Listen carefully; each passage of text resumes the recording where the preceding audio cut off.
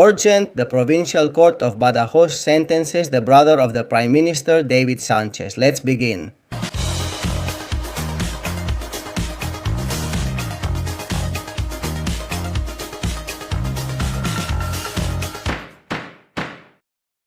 Hello everyone and welcome to a very important and urgent edition of Medidas Cautelares because we already have the ruling from the Provincial Court of Badajoz.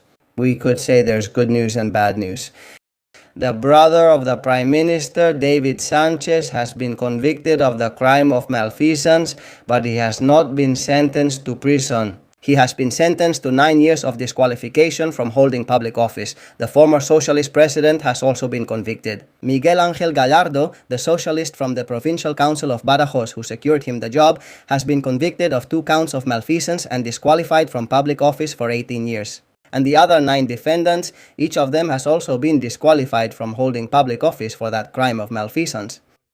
We have the 377-page ruling from the Provincial Court of Badajoz fresh out of the oven and we're going to share it. But first, don't forget to subscribe to the Medidas Cautelares channel. We're about to hit 141,000 subscribers. And let's put this ruling from the Provincial Court of Badajoz first section on the screen now, okay? As I told you, it's 377 pages long, so we're going to focus on the main points, the most important parts, which I have noted down. We're going to go straight to page 215 of this ruling to highlight the most important parts for you, because otherwise we could be here for hours and hours. Pay attention to what the findings of fact say, to what the Badajoz Provincial Court says. It says that there are multiple indications proven by direct evidence that allow, in their overall assessment, to infer, according to the rules of logic and reason, that none of the accused were unaware of the criminal plan devised by the highest authorities of the Badajoz Provincial Council and that they acted together in collusion in the execution of a plan. It says that there was unity of action to devise the arbitrary acts already described with the intention of favoring Mr. David Sanchez Perez Castejon. Arbitrariness that was manifested in the urgent creation of an unnecessary public sector position with no real duties. Giving priority to the private interest of its future beneficiary over the general interest. Establishing working and salary conditions typical of senior management staff and granting that position to Mr. David. Violating the principles of merit and ability with opacity and irregularity in the processing of the corresponding administrative procedures. This is also correlated and confirmed by the so-called change in the job title created for and assigned to Mr. Sanchez Perez Castejon, in what was, in fact, a substantial modification of his working conditions carried out with the purpose of adapting them to his personal preferences for operatic activities, providing him, as the ruling states, with significant budget allocations for this purpose. And in the creation of yet another position, whether in public employment or senior management, also unnecessary and lacking in functions, with the sole aim of assigning it through a temporary assignment. To the former collaborator and friend of Mr. David, Mr. Carrero, who has also been convicted so that he could continue assisting him in his operatic activities, even though they had been appointed to serve in administrative positions that were not related to each other. And the conclusion we reach in the process of inference flows naturally. The magistrates say, paraphrasing the expression repeatedly used by our jurisprudence as the prevailing hypothesis. So the co-defendants gave David and his assistant Luis Maria separate positions paid with newly created public funds so they could dedicate themselves to whatever activities they wanted without any control at all. And in this sense, we can establish the following basic facts as proven, which can be grouped into 3 main categories. Let me make a point here and let me remind you, David Sanchez, the former socialist president of the Provincial Council, Miguel Ángel Gallardo and 9 other people were tried by the Provincial Court of Badajoz for separate crimes of official misconduct and influence peddling. In this ruling, they are convicted of official misconduct, which does not carry a prison sentence, and they are acquitted of influence peddling. All of this happened after David Sanchez was handed a job through connections at the Provincial Council of Badajoz, first as coordinator of the conservatories and then as head of the Performing Arts Office. You know, that office he didn't know what it was or where it was located. Well, in this context, So that you have all the facts clear, let's see what the court considers proven. 3 main points. Block A says, creation of the position of coordinator of activities for the professional and higher conservatories, awarding of the position to Mr. Sanchez Perez Castejon, and performance of the role by the accused. Block B, change of the job title awarded to Mr. Sanchez Perez Castejon, which would mask the creation of a new senior management position with radically different functions, removing the required incompatibility restriction. And Block C, creation of the section head position for coordination of centers and cross-border activity programs, whose leadership was awarded to David Sanchez's friend, the accused Luis Maria Carrero Perez, on a temporary assignment. Let's jump ahead in the ruling because there's a part of the ruling that really caught my attention. Why wasn't David Sanchez ultimately convicted of influence peddling? Basically, because it couldn't be proven who influenced, even though we all know it was Pedro Sánchez, but it couldn't be proven and that's why he's acquitted. But look at what the Provincial Court of Badajoz says, because I find it very interesting. It says that while this court is convinced that the official misconduct committed was intended to favor, for spurious reasons, David Sanchez and Luis Maria Carrero, we have doubts that have not been cleared up in light of the evidence presented at trial regarding the use of specific acts of pressure and abuse of power. Ultimately, influences exerted in order to obtain decisions that could generate, directly or indirectly, economic benefit for them. The court says, keep in mind that the offense in question, specifically the one provided for in Article 429 of the Penal Code, just like the previous one, whose perpetrator is an authority or official, requires not only that the perpetrator has a privileged position derived from their personal relationship with the required official or authority by virtue of influence or with another person that allows them to generate the favorable decision, but also that they engage in conduct that is clearly coercive, an influence or suggestion that must be factually described by the prosecution and proven beyond any doubt. Well, look at what the judges are saying now. We can speculate that the coordinated acts of malfeasance of the accused who held positions of responsibility in the Badajoz Provincial Council were a response to prior pressure and influence exerted on them.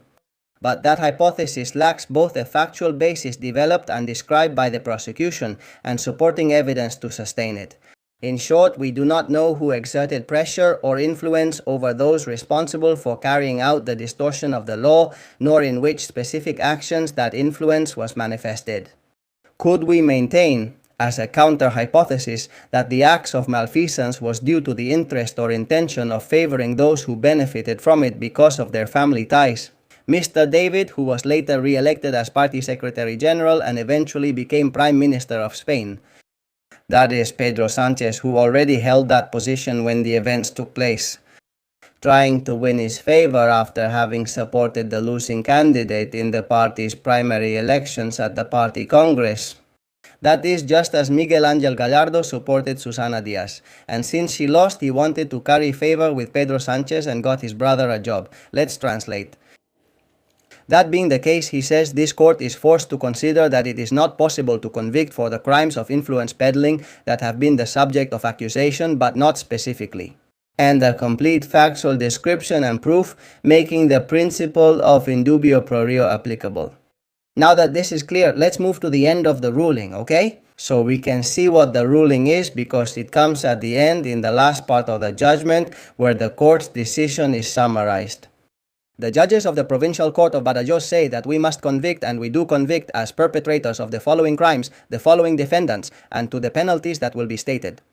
To Miguel Ángel Gallardo, as the perpetrator of 2 crimes of administrative misconduct.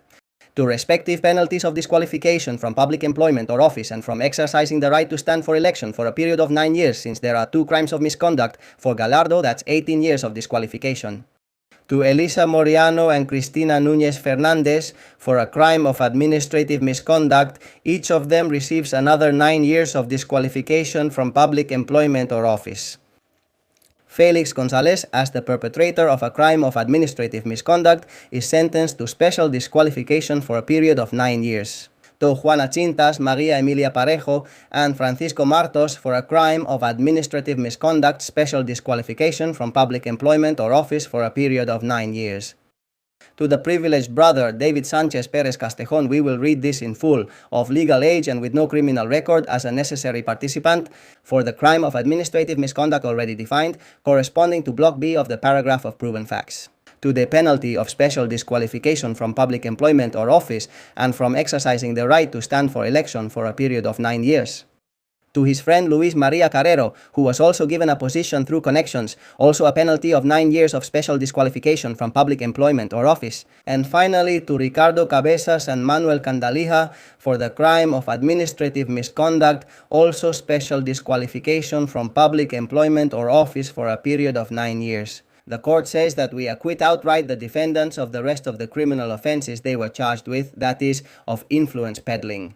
We make no ruling on civil liability due to lack of standing of the accusing parties, and we impose on the defendants half of the procedural costs prorated, including those incurred by the private prosecutors, assigning to the defendant Miguel Ángel Gallardo 2/10 of them, and to the rest of the defendants 1/10 each. We order that the other half of the costs not be imposed on any party generated by the offenses subject to acquittal.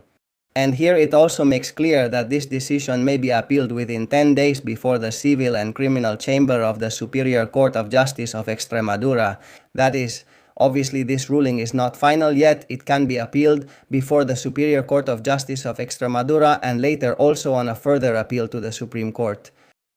And this is the long-awaited ruling against Hermanissimo, against the brother of the Prime Minister, David Sanchez, who is convicted of the crime of administrative misconduct and sentenced to 9 years of disqualification from public office.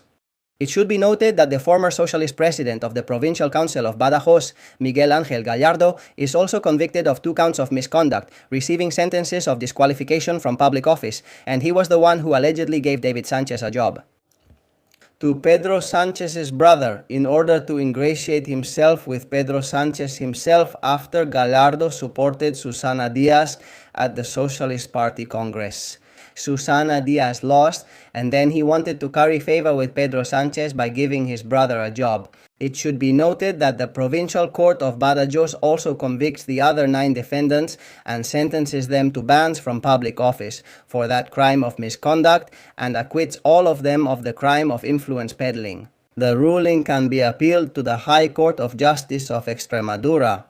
And this is the information, this is the ruling we've broken down for you here firsthand on Medidas Cautelares. I hope you enjoyed the video. That's it for this edition of Medidas Cautelares. And of course, as you've seen, we dedicate today's program to the Spanish national team, and we hope they win today against France. And also to a friend, Ines Sainz, who said, "Let's see, when will Miguel Ángel release a Medidas Cautelares video explaining this ruling?" This one is for you too, Ines. And of course, to our dear subscribers and members of Medidas Cautelares, as we keep growing every day. We keep growing, and we're also going to dedicate today's show to our new subscriber who has become a member, like the chosen ones, Luis Alvarez. So this one is for you. Thank you very much for your trust. You already know that you can become a member of Medidas Cautelares for less than 4 euros like the chosen ones, and for less than 8 euros a month like the supreme ones. You can also make contributions via Bizum at 627-556-370, 627-556-370. That's the most important thing. As I always say, may this information reach everyone because information is power. See you soon.